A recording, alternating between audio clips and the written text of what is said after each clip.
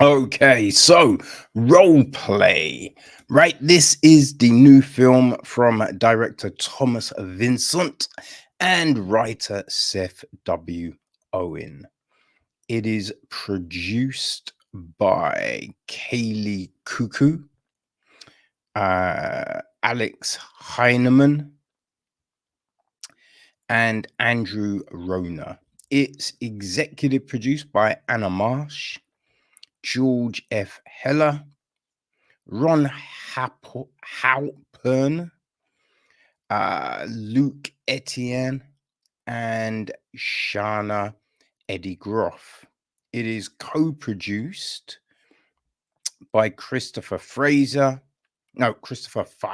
even, Rachel Clara Henchberg, Henning Malfenter, John Papisidera, and Charlie Wobalken. It's associate produced by Alan Giles Villavoya, and Fabrice Delville. Raul Jones handles the music, Maxime Alexandra, cinematography, Gareth C. Scales edits the piece, while John Papasadra and Cornelia von Braun were on casting duties. Marco Bittner Rosa is production design. Marco Bittner Rosa, as well as Anja Muller, Marina Vasconcelos, and Wolfgang Meschan, handle art direction, with Ingeborg Heinemann on set decoration and Mona May on costume design. The cast, well, we have got Emma, um, oh gosh, hold on for a second. Emma Brackett is played by Casey Kalau, Cuckoo even. Her husband Dave is played by David Oyelowo. They've got two children. Wyatt, played by Regan Bryan-Gudgeon, and his little sister Caroline, played by Lucia Alu. And who else do we have? We've got Dave's sister Molly, played by Stephanie Levi-John. Then we've got Gwen Carver, played by Connie Nielsen. There's G, played by Jade-Eleena Dragagas. You got Raj, played by Rudy Damaralanchium. Oh dear. There's Bob Keller, played by Bill Nighy. We have Salas, played by Julia Shochenshich. Carlo, played by Stephen Jong. Gorman, played by Dong Hong Yong. Cabal, played by Matthias Schmidt. Amadi, played by Angus McGruffer. Maya, played by Dominic Holmes. Yeah, they're the main people, I would say. The gist of the story: Dave and Emma have the seemingly perfect life. Two kids, suburban house, good jobs, but they just want a little more fun. In fact, they need it. Looking to shake things up, they decide to role play. The rules are simple. They meet as strangers for one night to rekindle their relationship. While waiting for her stranger at a hotel bar in New York, Emma attracts the attention of a mysterious older man who stays to buy her and Dave drinks long into the night. 24 hours, 24 hours later, the man is found dead and a murder investigation is launched. Emma and Dave's role-play game now becomes a case of mistaken identity that leads Emma to disappearing and Dave being questioned by the police for murder. As disguises unravel, Dave uncovers the unbelievable truth. His wife, Emma, is a professional assassin who has been living a double life for years. Whoa. Whoa. Okay. That's a very odd synopsis, gotta say. Right? Because I don't know. There's things watching this film, right? The film is fine, essentially. Right? If you are looking for something where you don't have to think too hard, if you can switch off, it's perfunctory. It's all right. You'll be fine watching it. It's non-offensive.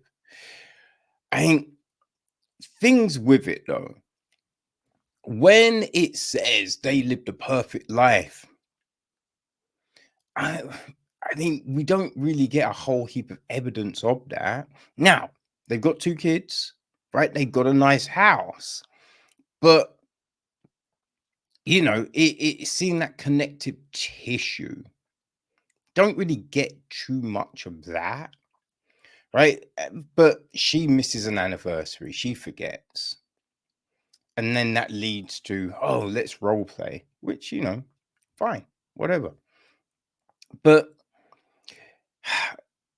Emma being this world-class assassin, the best.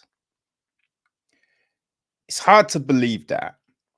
It's hard to believe that. There's a thing that happens in a lot of kind of assassin type movies where they're meant to be the best, but then throughout we just see them making ridiculous mistakes, right? Like going into the room without gloves, right? Touching everything, leaving your DNA all over the place. You're just like, what's up with that? You know? Is just going somewhere.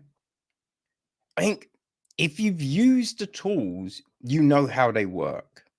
So then the mistake made in the hotel, you just be like, that's unnecessary. Like, surely you just clean it up. You just handle it quickly. You don't stand around to gloat or anything. It's bizarre. And her disguises, it's just a wig. It's, it's just a wig, right? It's like people change their hair color. A wig ain't gonna cut it, kid. You know what I mean? There was no prosthetics. There was nothing else done. And once you've seen a film like The Killer, right? The Michael Fassbender new film on Netflix. Watched it during the 67th BFI London Film Festival. It was great because it dealt with the minutiae of being a hit person, right? Just the planning, the waiting, the detail you have to go to, right? The contingency plans, all of that stuff, right? And that was great because you don't usually see that and you don't see it in role play, which I mean, you just think when you're living that life, there's things that you would put in place, to extricate yourself and your families, right? It just makes sense. But we don't really get that. And it's all kind of, cleaned up pretty easily, I would say. Right? There didn't seem a whole heap of hurdles. Right. And even in the situations that might be sticky, not really. Right? Not really. Like the fight scenes, you know, look, I don't know. You've got boxing, you've got mixed martial arts, right? On TV all the time. We know what fighting is. So it's hard to kind of buy what we see as being, legit and all of that. And also, a gut wound. Really, really. There's just the notion of, oh, I'll avoid your organ. You can't say that. The organs aren't in the same place for every single person. And even if you take people of the same body type, doesn't mean shit's going to be in exactly the same place. So to be like, oh, if I do it here, it will avoid all your you can't say that. That's an insane thing to say. Right? It was just it was kind of crazy. It was kind of wacky, man. But listen, the acting is fine, right? There's nothing other than the weird, things in the script.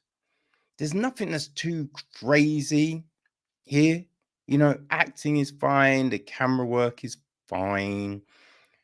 It's not like, ugh, that was so bad. But it was just this script that doesn't really make any sense. Right? Mad plot holes and all of this all over the place, you know? And then just some of the dialogue was a bit weak. So that's where it really falls down. It's the story and the script. Everything else, it's all right. If you like a crime story, right? If that's your jam, then you might want to check it out. It's kind of similar to the Family Plan that dropped on Apple at the mid-December, right? Covered it on the podcast. But I would say that was a better film. But yeah, if you like the Family Plan, then right, I think role play could be for you. So it's on Prime. You can watch it if you have a membership, right? So there you go. Role play.